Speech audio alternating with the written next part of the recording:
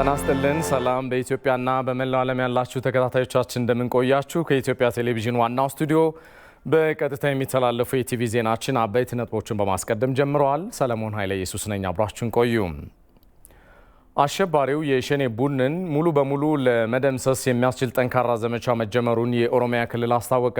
ዘመቻው በክልሉና በፌዴራሉ የጸጥታ አካላት እየተፈጸመ ይገኛልም ተብሏል። ዘጋቢያችን ተስፋዬ ለሜሳ ዝርዝሩን ይዟል። በኢትዮጵያ ሰላማዊ የፖለቲካ ትግልን ወደ ጎን በመተው ከዚያ ይልቅ በሽብር ተግባር ላይ መሳተፉን የመረጠው አሸባሪው ሸኔ አሁንም ንጹሃንን መግደሉንና ማፈናቀሉን ቀጥሎበታል። ንጹሃን ዜጎችን መግደል ላይ ያነጣጠረው የሽብር ቡድኑ እንቅስቃሴ እታገልለታለሁ የሚለውን የኦሮሞ ሕዝብ እንኳን ከመግደልና ከማፈናቀል አልተመለሰም።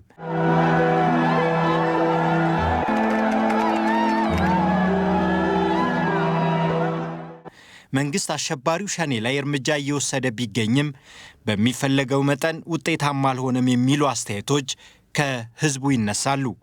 ይህን ተከትሎ መንግስት የሽብር ቡድኑን ሙሉ በሙሉ ለመደምሰስ የሚያስችል ጠንካራ ዘመቻ መጀመሩን አስታውቋል። በቅርቡ በተጀመረው በዚህ ዘመቻ ታዲያ በርካታ ቁጥር ያላቸው የቡድኑ አባላት መደምሰሳቸውን የኦሮሚያ ክልል መንግስት ገልጿል። የሽብር ቡድኑ በስፋት በመንቀሳቀስ በንጹሃን ዜጎች ላይ ሞትና መፈናቀል ያደረሰባቸው በወለጋ፣ ጉጂ፣ በምዕራብና በሰሜን ሸዋ አካባቢዎች በአሁኑ ጊዜ የክልሉና የፌዴራል የጸጥታ አካላት በሽብር ቡድኑ ላይ የተቀናጀ እርምጃ እየወሰዱ ይገኛሉ።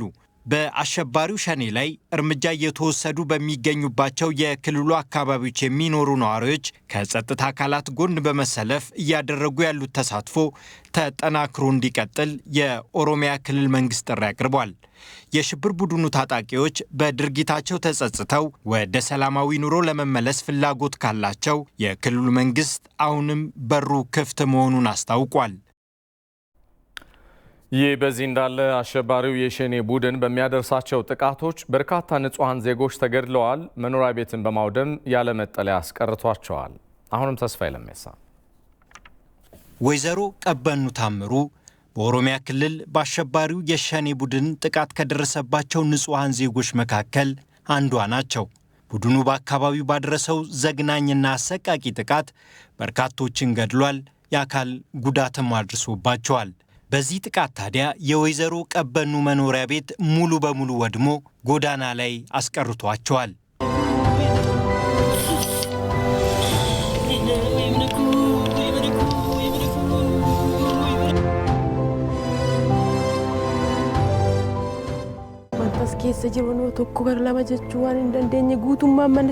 እዚህ ውስጥ የነበረን የቤት ዕቃ አዝመራችን አንዳችም አልተረፈልንም። ይዘን የወጣነው የለበስነውን ብቻ ነው። በእጄ ይዤ የወጣሁት ምንም የለም። ባዶ እጄን ነው ወደ መኪና ውስጥ ወርውረው ነፍሴን ያተረፉልኝ። አሁን እኔን ገለውኛል እኮ። እኔ ሞቼ ነው እንደሚታገሉልኝ። ትግል እንደዚህ ነው። ትግል ራስን መስዋዕት ማድረግ ነው እንጂ የገዛ ወገንን መግደል አልነበረም።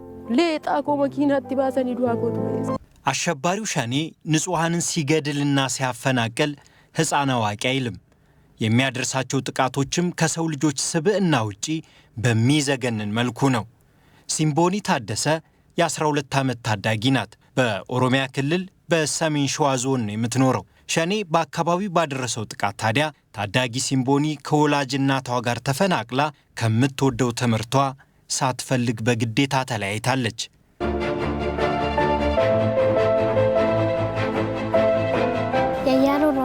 ኡነፍ ሸኔ መነከኛ ጉበኔውና አዳማብ ኖረት ቀለብደንጀለ ከያሮዝ የመጣ ነው።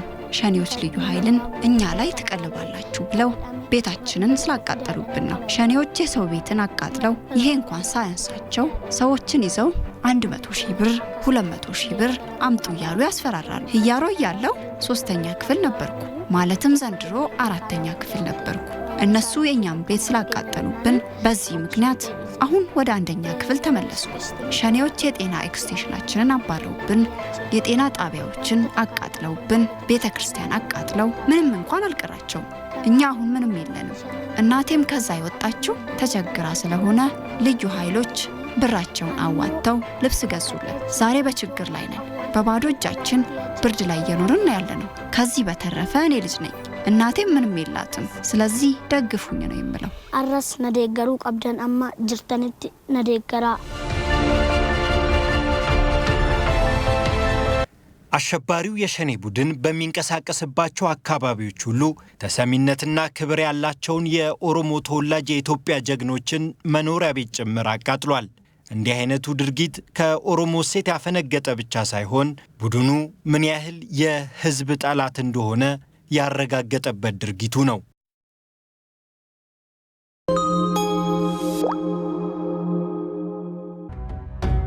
ሶላትንም ማስተካከላችሁ ስገዱ ዘካትንም ስጡ ተብሎ እንደታዘዘው በተለይ በዚህ የበረከትና የዝነት ወር በሆነው ረመዳን በተሻለና አስተማማኝ በሆነ መንገድ ዘካዎትን መክፈል የሚያስችለው መፍትሄ ይዘን ቀርበናል። ከእርሶ የሚጠበቀው በሲቢኢ ኑር የዘካ ተቀማጭ ሂሳብ በመክፈት ንሷብ ከሞላው ሀብት ንብረቱ የሚያወጡትን ዘካ ከዋናው ሀብቶ ጋር ሳይቀላቀል አዲስ በከፈቱት የዘካ ተቀማጭ ሂሳብ ውስጥ በየጊዜው ማስቀመጥ ነው። ደግሞም ባጨዳውም ቀን ተገቢውን ዘካ ስጡ እንደተባለው የዘካ ክፍያውን ለይተው ባስቀመጡት ሂሳቦ እርሶ በሚሰጡት ትዕዛዝ መሰረት ዘካ ለሚገባቸው ግለሰቦች አሊያም ለግብረ ሰናይ ድርጅቶች ባንኩ ክፍያውን ይፈጽማል።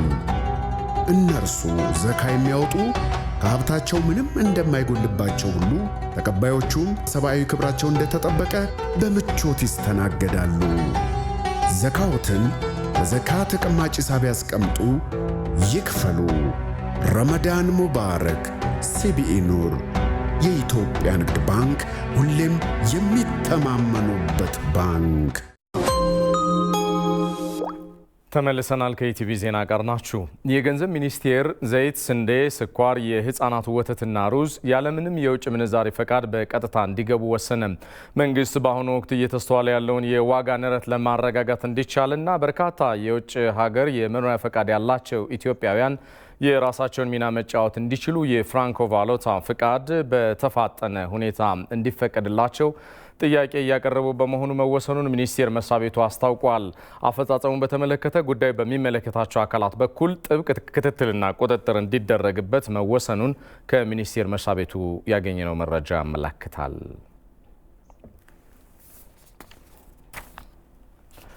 በማይካድራ የደረሰው የግፍ ጭፍጨፋና በንጹሃን ዜጎች ላይ የደረሰው በደል በዓለም አቀፉ የወንጀለኞች ፍርድ ቤት ፍትህ እንዲያገኝ መንግስት ግፊት ማድረግ እንደሚገባው ከኢትዮጵያ ቴሌቪዥን ጋር ቆይታ ያደረጉ የህግ ምሁር ገለጹ።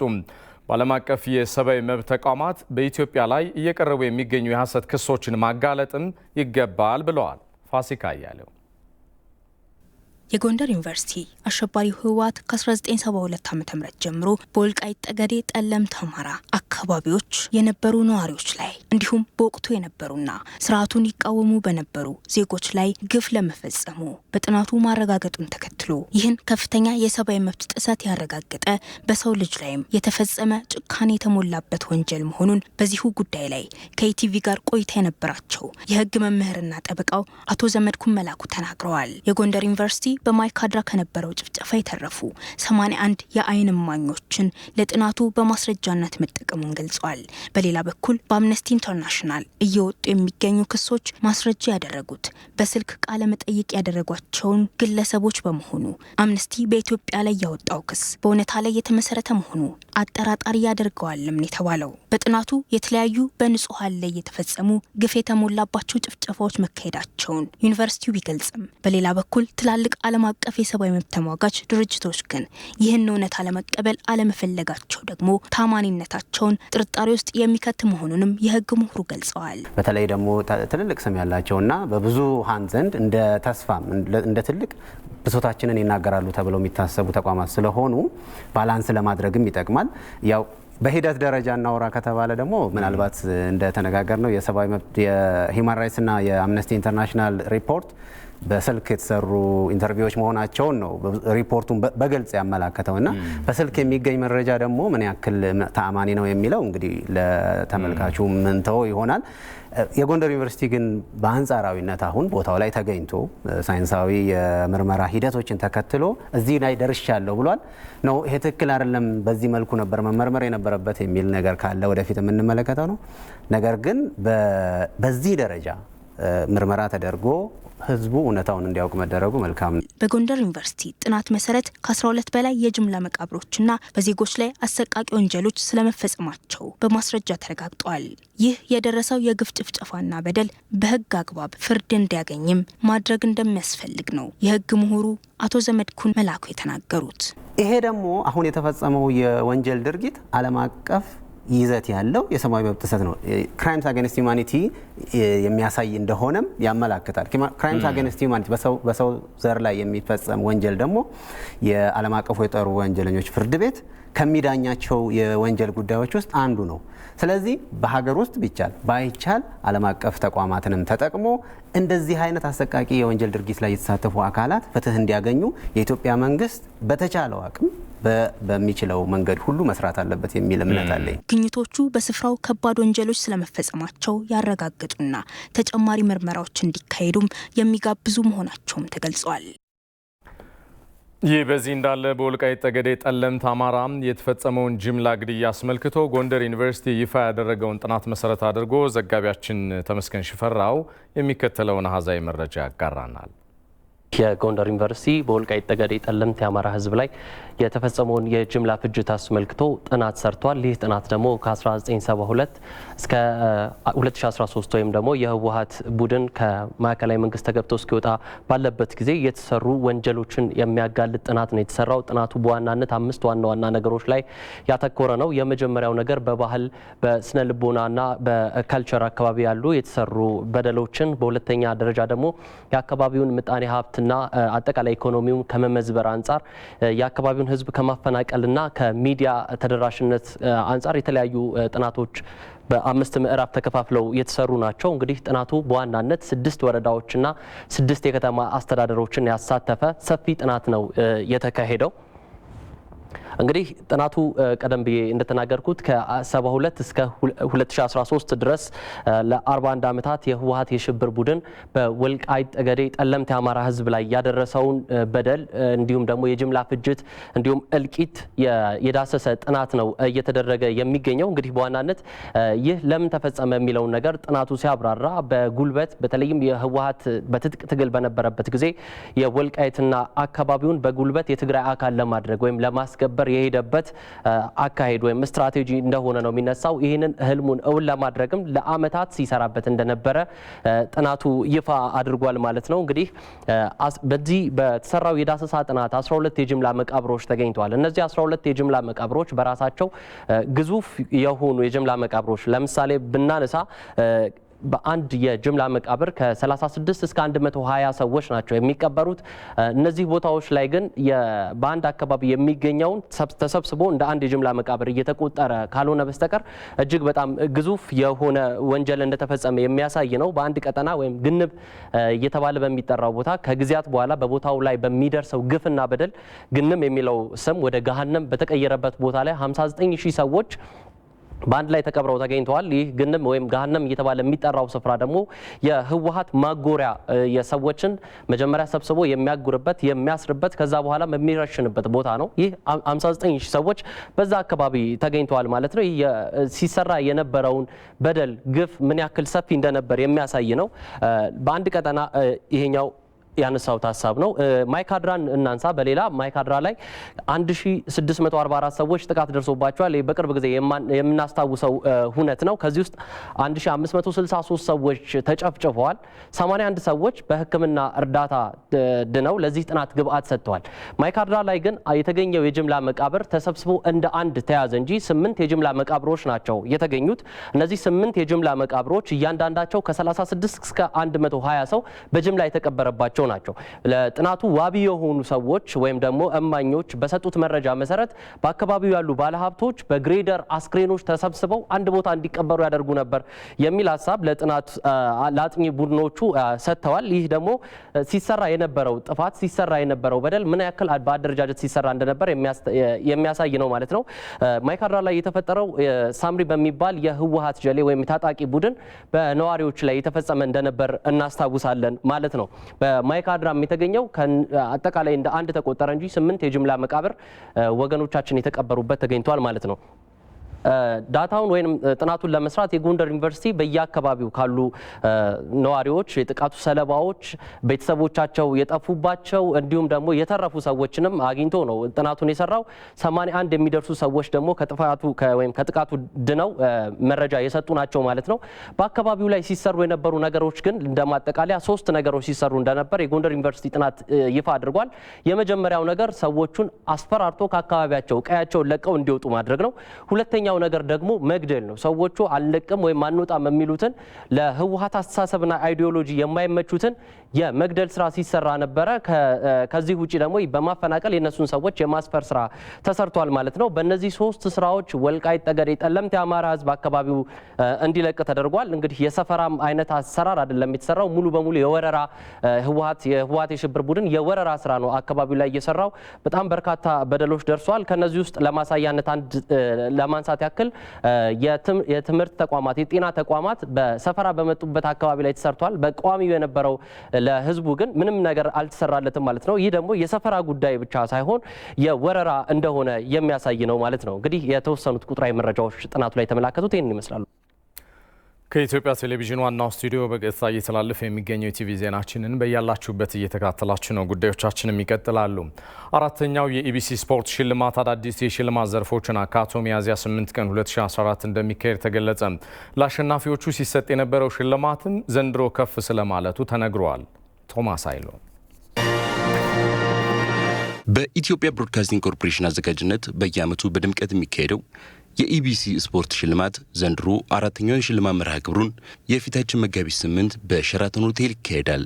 የሽልማቱ መርሃ ግብር አስመልክቶ ተቋሙ በሰጠው መግለጫ በኮሮና ቫይረስ ምክንያት የ2012 የሽልማት መርሃ ግብር አለመካሄዱን አስታውሶም የሽልማት ስነ ስርዓቱ 2009 ዓ.ም ከተጀመረበት ጊዜ ጀምሮ ኢቢሲ ስፖርቱን በመደገፍ ማህበራዊ ኃላፊነቱን በመወጣትና ስፖርተኞችን በማበረታታት ትልቅ ሚና እየተጫወተ ይገኛል ተብሏል። የዘንድሮ የሽልማት መርሃ ግብር ኢቢሲ ከኢትዮጵያ ንግድ ባንክ ጋር በመተባበር እንደሚያዘጋጁትም ተጠቁሟል። ከዚህ ቀደም በአትሌቲክሱና በእግር ኳስ እጩዎችን አወዳድሮ የሚሸልመው ተቋሙ ዘንድሮ የአሰልጣኞች ሽልማት ዘርፍን መጨመሩ ተገልጿል። በተጨማሪም የተሸላሚዎች የብር መጠንም ከፍ ማለቱ ተጠቁሟል። ኮከብ ተጫዋቾቹን ለምሳሌ የተመለከትን እንደሆነ እስካለፈው 3ኛው የኢቢሲ የስፖርት አዋርድ ድረስ 75,000 ብር ይሸለም ነበረ። አሁን ይህንን ወደ 100,000 ብር ከፍ አድርገናል። ለኮከብ አሰልጣኞች ገና እንደመጀመሩ መጠን ደግሞ የ75,000 ብር ሽልማት እንደዚሁ ተዘጋጅቷል። የኢቢሲ የህይወት ዘመን ተሸላሚ ከዚህ ቀደም 50,000 ነበር የምንሸልመው። አሁን ወደ 75,000 ገደማ ከፍ አድርገን ሽልማት የምንሰጥ ይሆናል። ሽልማቱ 75 በመቶ የቴክኒክ ኮሚቴ በሚያወጡት መስፈርት የሚሸለም ሲሆን 25 በመቶ ደግሞ የህዝብ ምርጫ በ800 የጽሁፍ መልእክት እንደሚከናወን ተገልጿል። በጣም ዘንድሮ ካለፉት ውድድሮች ገላጭ ለመሆን ተሞክሯል። ዝም ብሎ በግምት ከሌ ቢሆን ሳይሆን ቁጥራዊ መገለጫዎች እንዲኖሩት ስለማድረግ ጥረት ተደርገዋል። ስለዚህ በዛ ሂደት ነው የመጨረሻ 3 እጩዎች የተመረጡት። አሁንም ያው የቴክኒክ ኮሚቴ ምርጫ አልቋል፣ ከ1 እስከ 3 ለይቷል። ስለዚህ የኤስኤምኤስ ደግሞ የተመልካቾች ድምጽ መስጫ ይቀጥላል ማለት ነው። ሁሉም አሸናፊዎች የዋንጫና የሰርቲፊኬት ሽልማት እንደሚበረከትላቸውም ተነግሯል። በሌላ ዜና ኢቢሲና የኢፌዴሪ የውጭ ጉዳይ ሚኒስቴር በጋራ ለመስራት የሚያስችላቸውን ስምምነት ተፈራረሙ። ስምምነቱ የሚኒስቴር መስሪያ ቤቱን ተግባራት ለሕዝብ በማሳወቅ ማህበረሰቡ በውጭ ግንኙነት ስራዎች ላይ ያለውን ግንዛቤን ለማሳደግ እንደሚያስችልም ታምኖበታል። ዛማኑኤል መንግስቱ ዝርዝሩን ይዘዋል። የኢትዮጵያ ብሮድካስቲንግ ኮርፖሬሽንና የውጭ ጉዳይ ሚኒስቴር በጋራ ለመስራት የሚያስችላቸውን ስምምነት ፈጽመዋል። በሁለቱ ተቋማት መካከል የተደረገው የፊርማ ስምምነት በውጭ ሀገራት የሚገኙ የኢትዮጵያ ኤምባሲዎችና በውጭ ጉዳይ ሚኒስቴር የሚሰሩ የዲፕሎማሲ ክንውኖችን የኢትዮጵያ ብሮድካስቲንግ ኮርፖሬሽን ለዜጎች እንዲያሳውቅ ለማስቻል ነው። ዲፕሎማሲያችን የኢትዮጵያ ዲፕሎማሲ ወቅታዊ ሁኔታዎች ምን ይመስላሉ፣ እንዲሁም ዘላቂ ሁኔታዎች የሚለውን እና ሀገራችን በዲፕሎማሲው መድረክ በዓለም መድረክ ምን ደረጃ ላይ ነች፣ ምን ትመስላለች የሚሉ መረጃዎችንና የዲፕሎማሲያችን ቁመና በሙሉ ለማህበረሰቡ መገለጽ አለበት ሀገር ውስጥ። የውጭ ጉዳይ ሚኒስትር ዴታዋ አምባሳደር ብርቱካን አያኖ ኢቢሲ ለዚህ ተግባር መምረጥ የተቻለው ካለው የካበተ ልምድና ከተቋሙ ተደራሽነትና እንዲሁም በብዛ ቋንቋዎች የሚዲያ ስራ በማከናወኑ መሆኑን ጠቅሰዋል። ኢቢሲን ስንመርጥ ከዚህ በፊትም ልምድ አላቸው። በዚሁ ዲፕሎማሲያችን የሚል አምድ ነበረን። ከቅርብ ጊዜ ወዲህ የተቋረጠ ነው። አሁን የምንጀምረው በአማርኛ ቢሆንም ኢቢሲ ብዙ ቋንቋዎች የዲፕሎማሲ ቋንቋዎች ስላሏቸው በሬዲዮም በቴሌቪዥንም እነዚህ መረጃዎች ተደራሽ ይሆናሉ የሚል እምነትም ይዘን ነው። የኢቢሲ ዋና ስራ አስፈጻሚ አቶ ፍሳ ይታገሱ በፊርማ ስነ ስርዓቱ ኢትዮጵያ ከጀመረችው የለውጥ ጉዞ ጋር የሚመጥን የመረጃ አቅርቦት ለማፋጠን ተቋሙ በትኩረት እየሰራ መሆኑን ተናግረዋል። ኢቢሲም በተመሳሳይ መልኩ በሪፎርም ውስጥ ነው የሚገኘው። በርካታ የአሰራር የቴክኖሎጂ የሰው ኃይል ሪፎርም እያደረግን ነው። ከዚህ ውስጥ ትልቁ ስፍራ የሚይዘው የዲፕሎማሲ የዓለም አቀፍ ግንኙነታችንን ታሳቢ ያደረገ ፕሮግራሞች የጣቢያዎች ለመክፈት እቅድ እየተንቀሳቀስን ነውና ኢቢሲ ኢንተርናሽናል የሚል ቻናል ከፍተን በውጭ ቋንቋዎች በእንግሊዝኛ በአረብኛ እና በፈረንሳይኛ ራሱን ችሎ የሚሰራ ጣቢያ ለመክፈትም ስራዎች እየሰራን ስለሆነ ዛሬ የምናደርገው የአየር ሰዓት የፕሮግራም ውል ያው እርሾ ነው የሚሆነው። ይህ ከውጭ ጉዳይ ሚኒስትር ጋር ኢቢሲ ያደረገው ስምምነት በዲፕሎማሲው ረገድ የሚሰሩ ስራዎችን ለዜጎች ተደራሽ የሚያደርግ መሆኑንም አንስተዋል። ዋና ስራ አስፈጻሚው አቶ ፍሳ ይህን ግንኙነታችንን አጠናክረን በባለሙያ ልውውጥ በአጀንዳ ቀረጻ እና ፕሮግራሞችን አየር ላይ እስከማውጣት ድረስ በትብብር እንሰራለን ብለን እናምናለን። ኢቢሲን መርጣችሁ ሀገራዊ በሁሉም አካባቢዎች መድረስ የሚችል በርካታ የሰው ኃይል ያለው በተደራሽነትም በኮንቴንትም ጥሩ ሚዲያ ተቋም ነው ብላችሁ ከኛ ጋር ለመስራት ስለመረጣችሁ በጣም እናመሰግናለን። ይህንን ስምምነታችን በውጤት በቅርቡ እና በስራ ምናሳይ ይሆናል። እናመሰግናለን። በሁለቱ ተቋማት መካከል የተደረገው የጋራ ስምምነት የኢትዮጵያን ብሔራዊ ጥቅምን ለማስጠበቅ እንደሚረዳም ተገልጿል። በሉዓላዊ ሀገር ላይ የሚጣል ማዕቀብ ሕዝብን ለከፋ ችግርና ስቃይ የሚዳርግ የጭካኔ ተግባር ነው ብለዋል በኢትዮጵያ የኪዩባ አምባሳደር ሆርጌ ሌፌብሬ ኒኮላስ። አምባሳደሩ ችግሮችን ለመፍታት የዲፕሎማሲ ጥረት ትልቅ ስፍራ ሊሰጠው ይገባል ብለዋል። ዛማኑኤል መንግስቱ ሀያላን ሀገራት በሌሎች ላይ ያልተገባ ማዕቀብ በመጣል ህዝብን ለከፋ ችግርና ስቃይ እየዳረጉ መሆኑን የኩባ አምባሳደር ሆርጌ ሌፌብሬ ኒኮላስ ተናግረዋል። ማዕቀብ አድራጊዎቹ የህዝቡን ህይወት ለማሻሻል ነው የሚል መልእክት እያስተላለፉ ቢሆንም ብዙሃኑን ህዝብ በተጨባጭ ለስቃይና ለችግር እየዳረጉ መሆኑንም ገልጸዋል። አክለውም አምባሳደሩ ብዙሃኑን ህዝብ በረሃብ እየቀጡ የፖለቲካ ግብ ማሳካት አይቻልም ያሉ ሲሆን በአንድ ሉዓላዊ ሀገር ላይ የሚጣል ማዕቀብ ህዝብን ለከፋ ችግርና ስቃይ የሚዳርግ የጭካኔ ተግባርም ነው ሲሉ ተናግረዋል።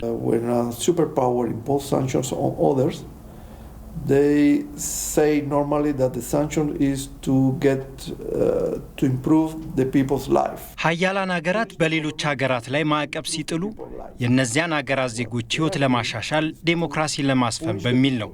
ነገር ግን እነሱ እየሰሩ ያሉት ህዝቦችን ለመቅጣት ማዕቀብ ለመጣል ህዝቡን ለመጉዳት ነው። አብዛኛውን የሀገሪቱ ህዝብ ለመቅጣትና ህዝቡን ለረሃብም ለማጋለጥ ነው።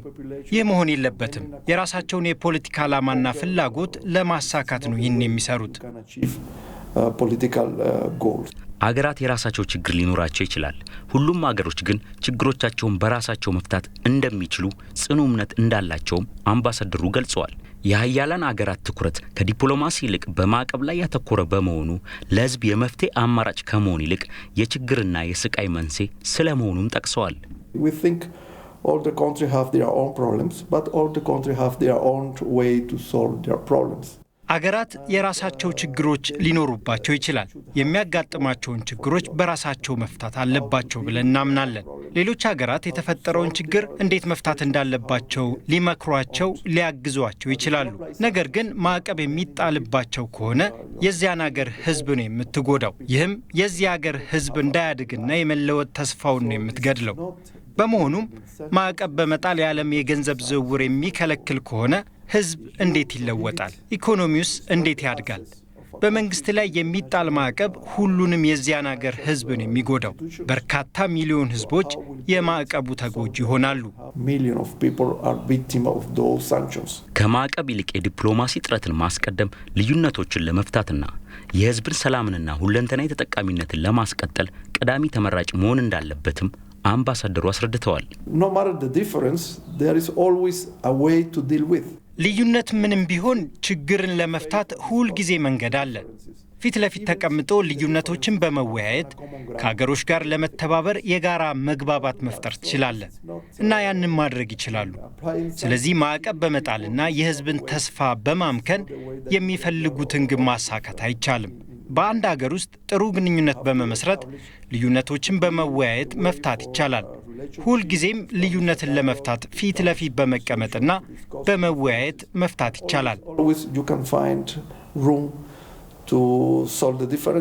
ዘገባውን ያደረሰን የኢትዮጵያ ዜና አገልግሎት ነው።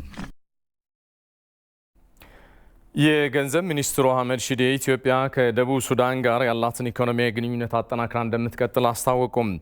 የገንዘብ ሚኒስትሩ አቶ አህመድ ሺዴ በደቡብ ሱዳን የገንዘብና ፕላን ሚኒስትር አጋክ አፑል የተመራ ልዑክ በተቀበሉበት ወቅት ኢትዮጵያ ከደቡብ ሱዳን ጋር ያላትን ኢኮኖሚያዊ ግንኙነት አጠናክራ እንደምትቀጥል አስታውቀዋል።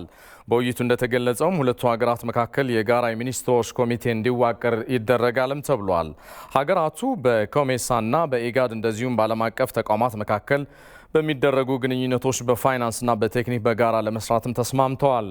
በውይይቱ ወቅት የገንዘብ ሚኒስትሩ አህመድ ሺዴ እንደተናገሩት ሁለቱ ትማማች ሀገራት የህዝብ ለህዝብ ግንኙነታቸው በጠንካራ መሰረት ላይ የተገነባ መሆኑን አውስተው በተለይም ሀገራቱ በኢኮኖሚ በንግድና በጉምሩክ ብሎም በመሰረተ ልማት፣ በመንገድ፣ በኃይል አቅርቦት በትብብርና በጋራ እየሰሩ ይገኛሉ ብለዋል። ኢትዮጵያ በቀጣይ ለደቡብ ሱዳን እድገትና ዘላቂ ሰላም ለማምጣት በሚደረገው ጥረት ላይ የበኩላን አስተዋጽኦ እንደምታበረክትም ገልጿል። ሚኒስትሩም በሀገራቱ መካከል በመሰረተ ልማት እየተደረጉ ያሉ ግንኙነቶች የነዳጅ ግዢና ሽያጭ እንዲቀላጠፍ ብሎም በደቡብ ሱዳን የጅቡቲ ወደብ ለመጠቀም ያስችላልም ብለዋል። ኢትዮጵያ በአሁኑ ጊዜ በማህበራዊ በኢኮኖሚና በፖለቲካዊ መስኮች ማሻሻያዎች እያደረገች መሆኑን ለከፍተኛ ልዑኩ አስረድተዋል። በተለይም የግሉ ዘርፍ በኢኮኖሚው ላይ ያለውን ሚና ለማሳደግ እየተሰራ ሲሆን የቴሌኮም ዘርፍ ወደ ግል የማዞር ስራ እየተከናወነም ይገኛል ብለዋል። በባንኩ ዘርፍ የውጭ ሀገራት ኩባንያዎች እንዲሳተፉ የቅድመ ዝግጅት ስራዎች እየተከናወኑ መሆኑን ሚኒስትሩ አቶ አህመድ ሺዴ ገልጸዋል። የደቡብ ሱዳን የገንዘብና ፕላን ሚኒስትር አጋክ አፑል በበኩላቸው እንደተናገሩት ኢትዮጵያ ለደቡብ ሱዳን በኢኮኖሚ በሰላምና ደህንነት እያደረገች ያለውን ሁሉን አቀፍ ድጋፍ አድንቀዋል። በቀጣይም ሁለቱ ሀገራት ያላቸውን ግንኙነት ለማሳደግ የሚኒስትሮች ጉባኤ በጋራ ኮሚቴ መዋቀሩን አውስተዋል።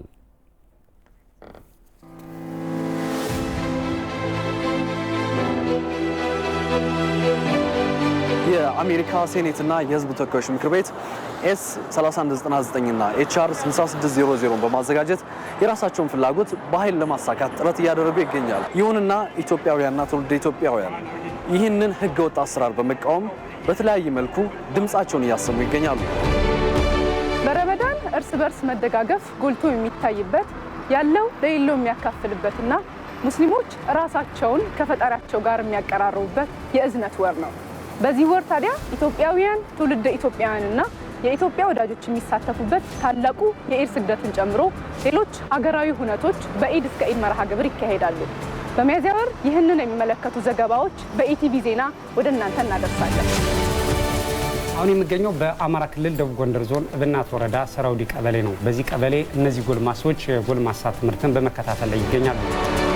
በሚያዝያ ወር ከሚከበሩ ሃይማኖታዊ በዓላት መካከል አንዱ የሆነው የትንሣኤ በዓል በእምነቱ ተከታዮች ዘንድ በፍቅር በመተሳሰብና በአብሮነት ይከበራል። የትንሣኤ በዓል አጠቃላይ አከባበር፣ በበዓል ወቅት የሚደረጉ የመደጋገፍና የመረዳዳት ሁነቶች የኢቲቪ የሚያዝያ ወር ትኩረቶች ናቸው።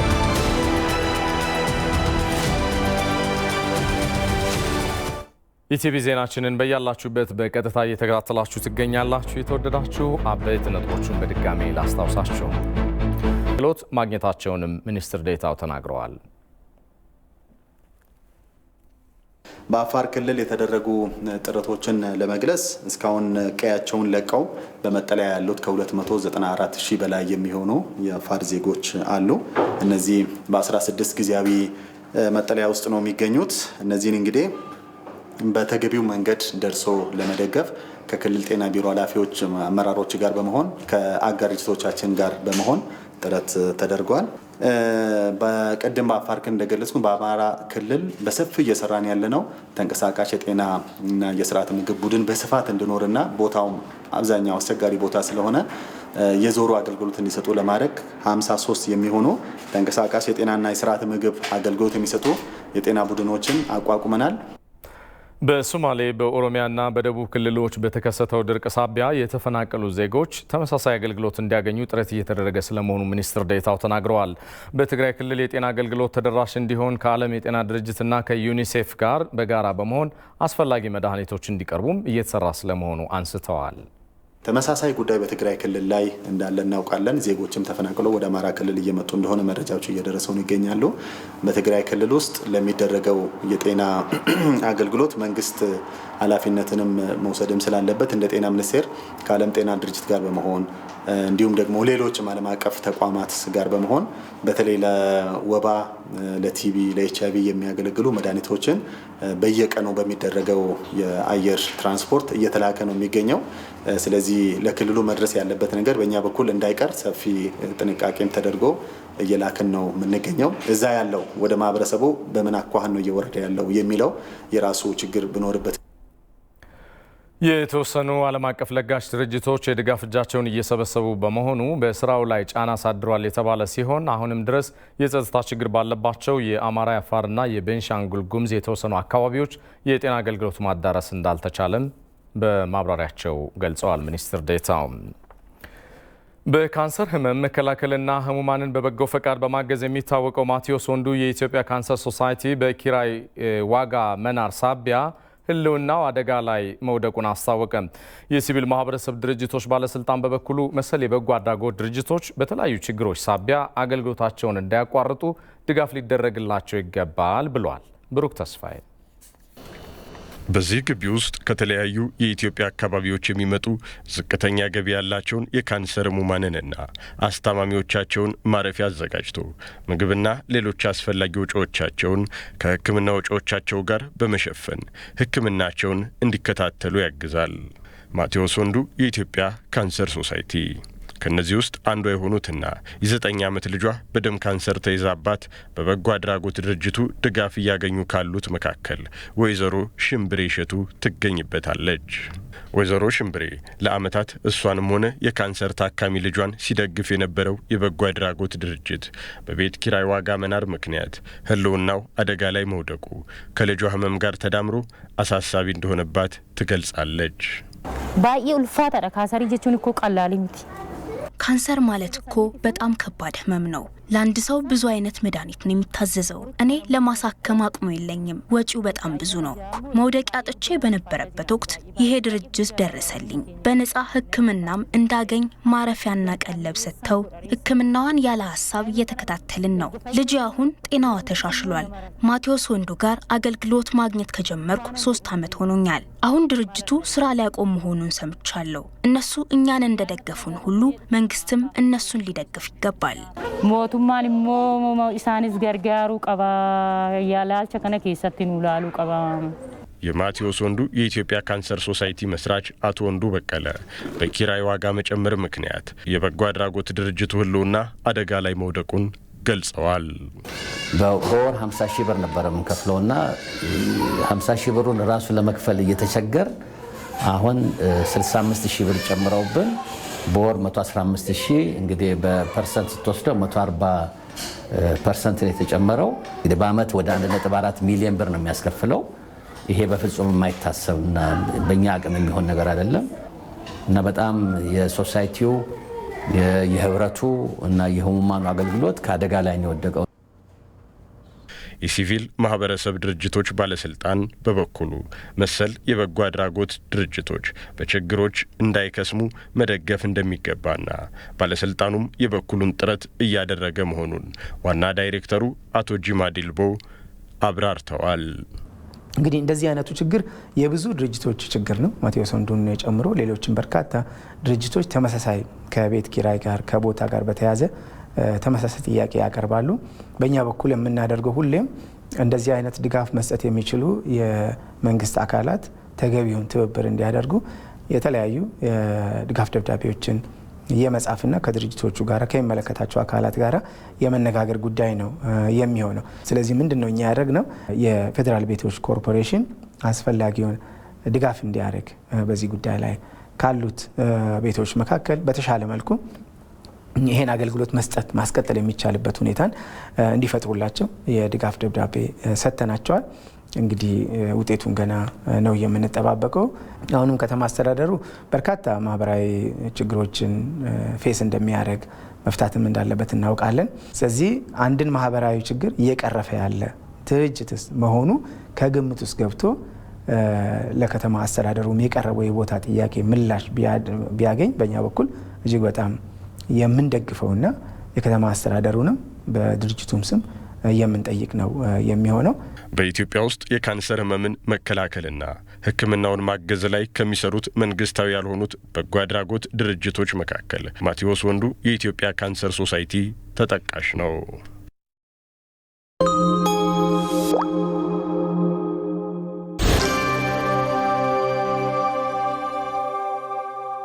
ከአንድ ምዕት ዓመት በተሻገረ የአገልግሎት ዘመናችን የሀገራችን አጠቃላይ የኢኮኖሚ እድገት በማገዝ የላቀ አስተዋጽኦ አበርክተናል። በረጅም ዓመት ልምዳችን ታግዘን አዋጭ የልማት ብድሮችን በመስጠት ለብዙ ተቋማትና ፕሮጀክቶች ስኬት አይነተኛ አጋርነታችንን አስመስክረናል። በሊዝና ፕሮጀክት ፋይናንስ ላይ የተመሰረተ ብድር መስጠታችን ደግሞ መለያችን ነው። አገልግሎታችንን ቀልጣፋና ተደራሽ ያደረጉ ዲስትሪክቶችና የቅርንጫፍ ጽሕፈት ቤቶች በመላው ሀገሪቱ ስትራቴጂካዊ ቦታዎች አሉን። ከውጭ ምንጮች ለአገር ልማት የሚመደበውን ገንዘብ ለታለመለት ዓላማ በማድረስ ዋነኛ የብድር መተላለፊያ ተቋም ሆነናል። በተለይ የውጭ ምንዛሬ ለሚያስገኙ ለግብርናና የግብርና ምርቶች ማቀነባበሪያዎች፣ ፋብሪካዎች እንዲሁም ለማዕድን ኢንዱስትሪዎች የኢንቨስትመንት ብድር እንሰጣለን። የፈጠራ ሐሳቦችንም ፋይናንስ እናደርጋለን። የምንሳተፍባቸው ፕሮጀክቶች ለአካባቢ ጥበቃ ትኩረት መስጠታቸውንም እናረጋግጣለን።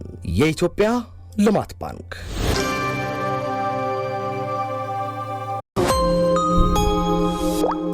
ተመልሰናል። ከውጭ የመረጥነው ጉዳይ ላይ ደርሰናል።